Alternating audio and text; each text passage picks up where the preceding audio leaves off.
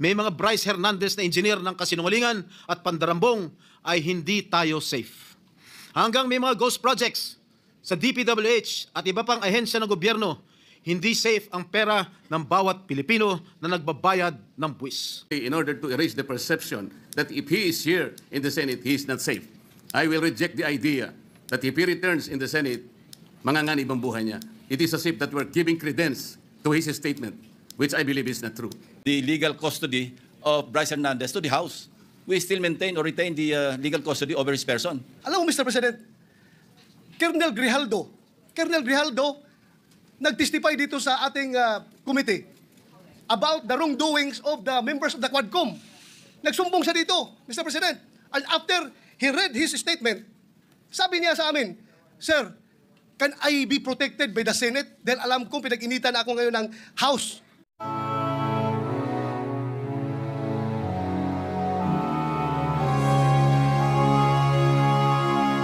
Tricom hearing at the House of Representatives. This former DPWH Assistant District Engineer by the name of Bryce Erickson Diaz Hernandez, or Bryce, also known as Marvin Santos de Guzman, yung kanyang alias sa casino, apparently realized he needed to level up dahil hindi niya nalusutan ang ating Blue Ribbon Committee. Hindi pa sapat ang pagsisinungaling niya para pagtakpan at maisalba niya ang kanyang sarili.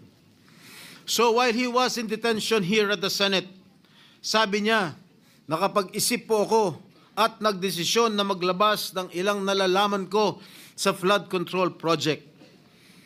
Tama po, sabi niya, tama po si Senator Lacson na mga engineers ng DPWH ay tila naging legman o bagman na lang.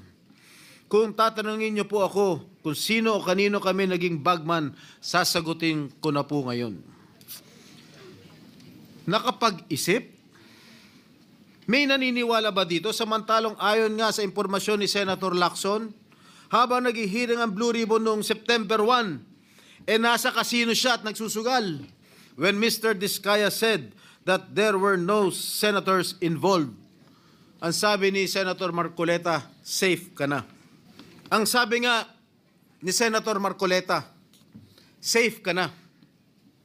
With due respect to our colleague, hindi po, Senator Marcoleta. Hindi ikaw, hindi ako, at lalong hindi safe ang taong bayan. Hanggang may mga Bryce Hernandez na engineer ng kasinungalingan at pandarambong, ay hindi tayo safe. Hanggang may mga ghost projects sa DPWH at iba pang ahensya ng gobyerno, hindi safe ang pera ng bawat Pilipino na nagbabayad ng buwis. Critics think that funding a social media campaign against me will prevent me from going after liars, thieves, and crooks. Hindi nila ako kilala. I have been bashed and now targeted for the way I go after lying witnesses. Totoo, brusko ako magtanong at minsan ay naninigaw pa. But I make no apologies. Subukan ninyong humarap sa mga taong sinungaling at mayabang pa. Mga witness na halatang halata na niloloko ka. Mga opisyal na gobyerno na nagmamalinis at nagtuturoan. Tingnan natin kung hindi kayo magalit. Hindi ako natatakot at lalong hindi ko papayagan na gamitin ng masasamang tao ang nakaraan ko para lamang patahimikin ako. I have been jailed. I have been vilified, crucified, and publicly humiliated. But I will never allow the likes of Bryce Fernandez to turn the tables on me. Kayo ang nasasakdal sa mata ng taong bayan, hindi ako. Mr. President, I vow never to let the masterminds and engineers of this massive defrauding of the Filipino people to silence me. Hindi pa ako tapos at lalong hindi ko kayo uurungan. Physical custody and physical custody. Lawyers know this, Mr. President. As long as the Senate retains the legal custody over the person of Bryce Hernandez, the physical custody is of no moment, Mr. President. Whenever we need him, we'll just direct the PNP Custodial Center to deliver him here. And if the House of Representatives will be needing him, they will have to ask our permission. They cannot go direct to the PNP and tell them to bring the person of Bryce Hernandez to the House of Representatives. And this is not a new rule, Mr. President. We have committed Alvin Balag to the Pasay City Jail. We have committed persons cited in contempt by the Senate in other detention centers. We're not changing the rules, Mr. President. Huwag niyo akong ibabalik sa Senate dahil may mga, hindi ako safe, may mga senador doon. Ang sabi ng congressman, magsalita ka muna. Mr. President, to read your letter addressed to the House Infrastructure Committee dated September 8, 2025.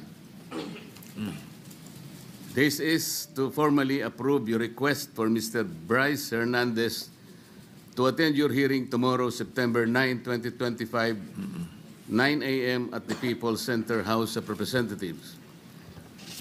We expect that he be returned safely immediately after the said hearing to the Senate. So this is very categorical, Mr. President. Their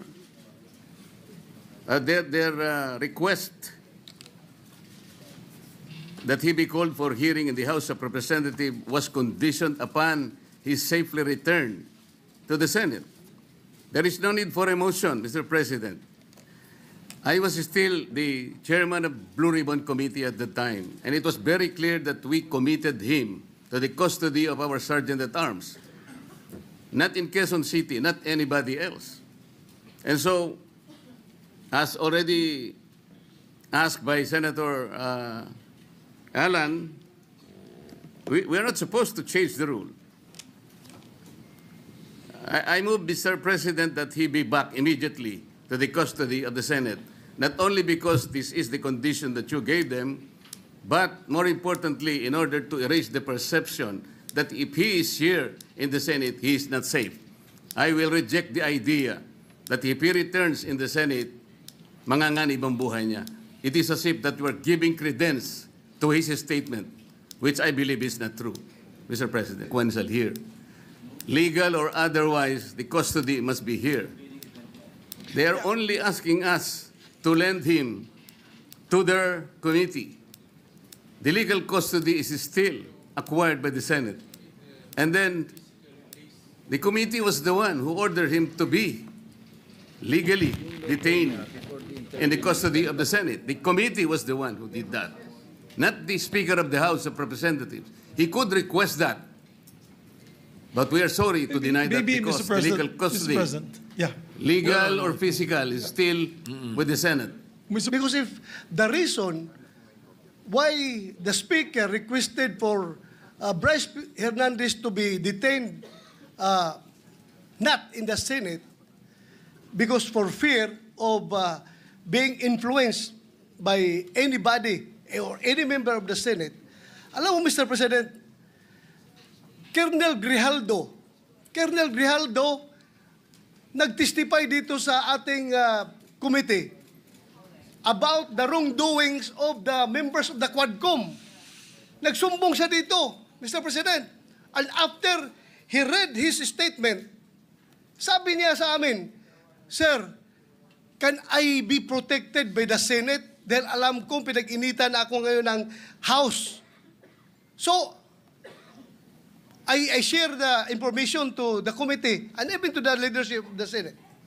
But the following day, or the days after, he was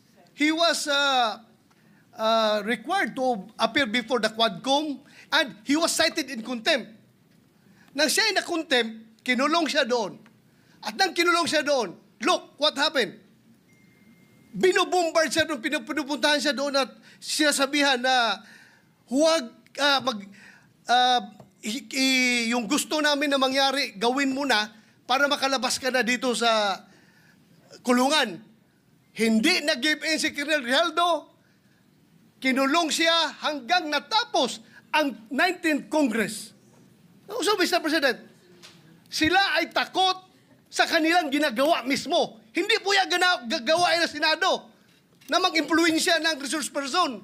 Never pa nangyari yan na mayroong pumunta doon sa baba, tinakot yung nakakulong cited in contempt na resource person. Gawain nila yan sa House of Representatives. Ginawa nila kay Colonel Grijaldo. Kaya huwag tayong basta-basta bumigay sa kanila dahil we should be independent from them, Mr. President. Hindi natin sila dapat sundin kung anong kagustuhan nila. We have to stand on our own. Thank you, Mr. President. Po pa rin po ang chairman ng Blue Ribbon Committee.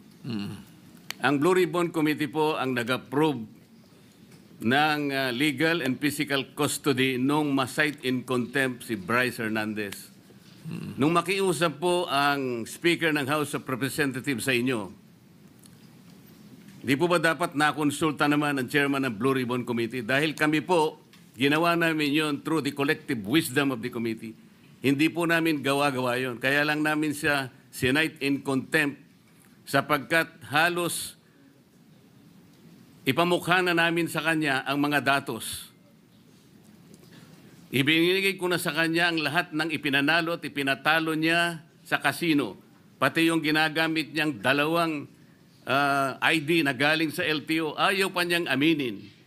Ganun po yung nangyari. Gusto lamang namin siyang turuan ng leksyon para sa ganun kahit papano baka maisip niya na dapat sana mapahiya na siya sa sarili niya kung meron pa siyang kahihiyan. Dapat naman sana nung siya'y mag-request ngayon sa House of Representatives, hindi po sa kanya dapat manggaling ang request kung saan siya magko-custody. Ang custody po yung natapos na. Nagsalita na po ang Blue Ribbon Committee. Bakit po hindi man lang nakonsulta ang Blue Ribbon Committee? Bakit kailangan po ang House of Representatives Speaker ang mananaig sa kanyang request? Kalabisan na po ba ang Blue Ribbon Committee noong araw na yon, Mr. President?